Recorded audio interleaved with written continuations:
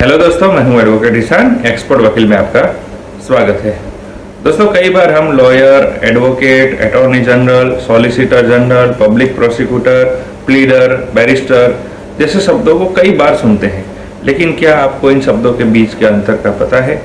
क्या आपको ये पता है कि किसे लॉयर कहा जाता है, किसे एडवोकेट कहा जाता है, किसे प्लीडर कहा जाता है, किसे बैरिस्टर कहा जाता है? तो आज हम ये जानेंगे कि इन शब्दों के बीच में क्या अंतर है और किसे कहा जाता है। तो दोस्तों, वीडियो शुरू करने से पहले आपसे निवेदन है कि अगर आपने अभी तक हमारे चैनल को सब्सक्राइब नहीं किया है तो अभी सब्सक्राइब कर लीजिए और साथ ही में बेल आइकन भी दबा दीजिए, ताकि ऐसे लीगल नॉलेज, लीगल वीडियो जैसे हम अपलोड करें आपको तुरंत मिल सके। इसके साथ ही आप हमें हमारे सोशल मीडिया प्लेटफॉर्म पर भी फॉलो कर सकते हैं। चलिए शुरू करते हैं।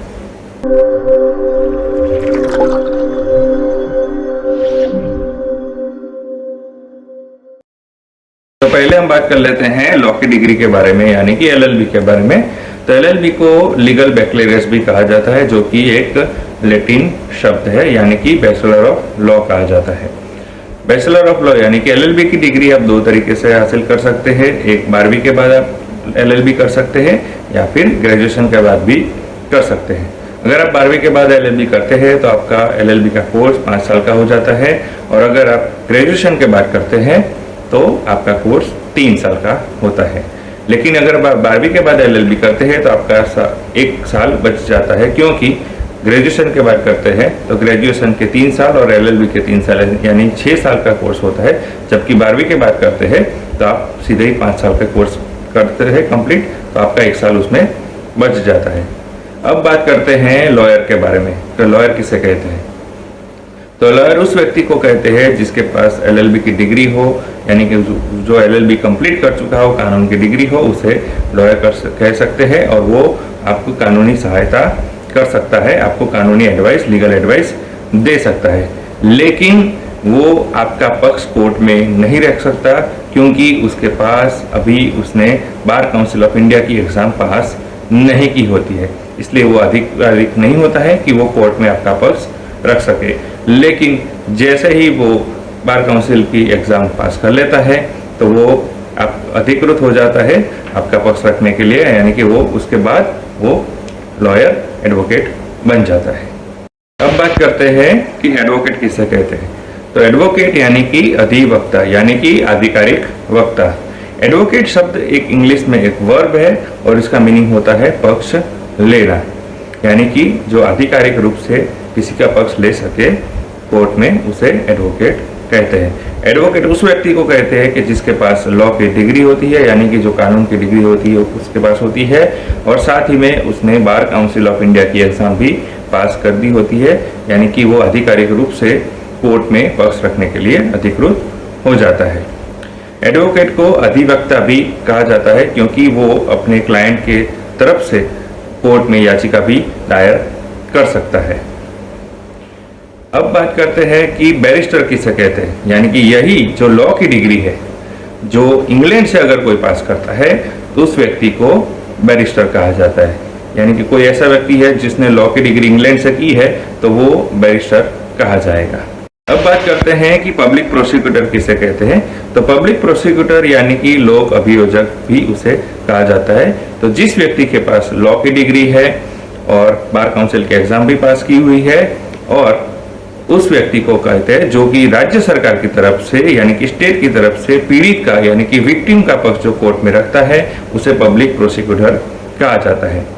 पब्लिक प्रोसिक्यूटर को सीआरपीसी सेक्शन 24(2)(u) में डिफाइन भी किया गया है। और पब्लिक प्रोसिक्यूटर का काम तब शुरू होता है जब पुलिस आरोपी के खिलाफ जांच कंप्लीट कर लेती है और उसके बाद कोर्ट में चार्जशीट दाखिल करती है, तब पब्लिक प्रोसिक्यूटर का काम शुरू होता है और उसका काम पीड़ित को न्याय दिलाना होता है। अब बात करते हैं कि प्लीडर किसे कहते हैं, यानी कि अभिवचन करता। तो प्लीडर उस व्यक्ति को कहते हैं कि यही व्यक्ति अगर प्राइवेट पक्ष की तरफ से कोर्ट में अपीयर होता है और अपना पक्ष रखता है तो उस व्यक्ति को प्लीडर कहा जाता है। अब बात करते हैं कि एडवोकेट जनरल किसे कहते हैं। तो एडवोकेट जनरल यानी महाधिवक्ता। एडवोकेट जनरल उस व्यक्ति को कहते हैं जो कि राज्य सरकार की तरफ से कोर्ट में उनका पक्ष रखता है, उसे एडवोकेट जनरल कहा जाता है। यानी कि एडवोकेट जनरल होते हैं वो राज्य सरकार के सलाहकार भी होते हैं, यानी कि जो व्यक्ति राज्य सरकार की तरफ से कोर्ट में पक्ष रखता है राज्य का, तो उसे एडवोकेट जनरल कहा जाता है। अब बात करते हैं कि अटॉर्नी जनरल किसे कहते हैं। तो अटॉर्नी जनरल यानी कि महान्यायवादी। तो अटॉर्नी जनरल उस व्यक्ति को कहा जाता है जो कि केंद्र सरकार की तरफ से उनका पक्ष कोर्ट में रखता है, उसे अटॉर्नी जनरल कहा जाता है। अटॉर्नी जनरल की नियुक्ति इंडियन कॉन्स्टिट्यूशन आर्टिकल 76 के तहत की जाती है और उनकी नियुक्ति राष्ट्रपति के द्वारा की जाती है और उनका काम होता है कि केंद्र सरकार की तरफ से उनका पक्ष रखना और केंद्र सरकार को सलाह देना। अब बात करते हैं कि सॉलिसिटर जनरल किसे कहते हैं। तो जो व्यक्ति अटॉर्नी जनरल को असिस्ट करता है, यानी कि जो उनका असिस्टेंट होता है, उन्हें सॉलिसिटर जनरल कहते हैं। सॉलिसिटर जनरल की नियुक्ति अपॉइंटमेंट कैबिनेट समिति के द्वारा की जाती है और सॉलिसिटर जनरल को 4 अतिरिक्त सॉलिसिटर जनरल के द्वारा भी सहायता दी जाती है, यानी कि जो व्यक्ति अटॉर्नी जनरल का असिस्टेंट होता है या उनको असिस्ट करता है उसे सॉलिसिटर जनरल कहते हैं।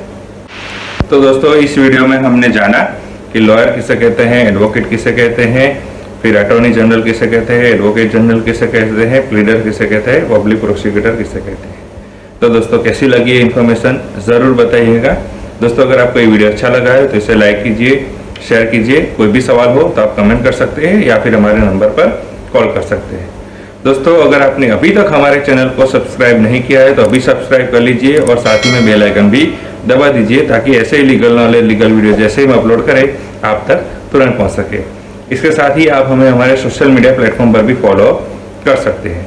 और इस वीडियो को पूरा देखने के लिए धन्यवाद।